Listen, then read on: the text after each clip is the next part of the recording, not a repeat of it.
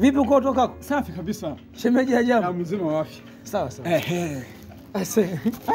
Naona unapendeza tu ndugu yangu. Basi unajua bwana, Mungu naye kajali. Naona unapendeza ndugu yangu. Yaani bwana, neema imeshuka. Imeshuka? Kutokana na hali ya kiuchumi ilivyokuwa mbaya hapa kijijini. Mwenzako mvua imenyesha kwa upande wangu. Mvua?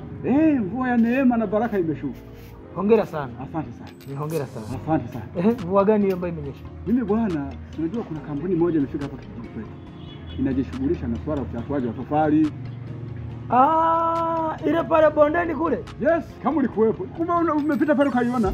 Nimeona kuna vijana wanashughulika bwana, wana nani? Wanafyatua tofali pale. Basi wale. Na wewe uko pale? Mimi nikachaguliwa.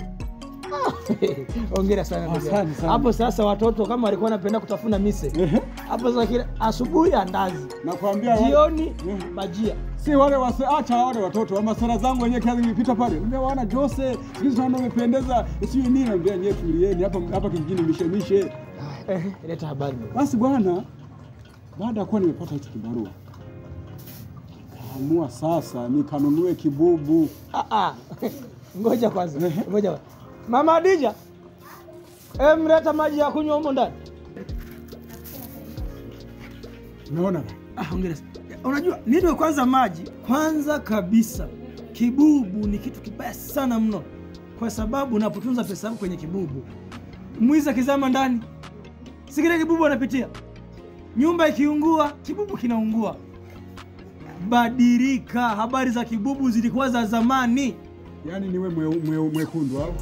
Simaanishi wewe mwekundu, ila badilika, habari za kibubu zilikuwa za zamani. Na maanisha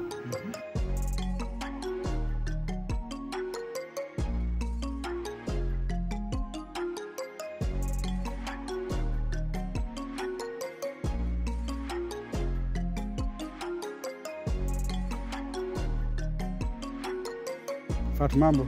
Kwa vipi? Za siku? Nzuri. Mbona tuonani? Nipo. Uko hapa kijijini? Mimi nipo nyumbani. Naona wazidi kupendeza. Nipe siri ya mafanikio yako. Umeanza mambo yako. Unatoka wapi huko? Mimi nimetoka kwa bwana Chekecha. Nilichokutana nacho kwa Chekecha, yaani nimevurugwa. Sina mpango tena na Chekecha. Kanivuruga haswa, kanivuruga.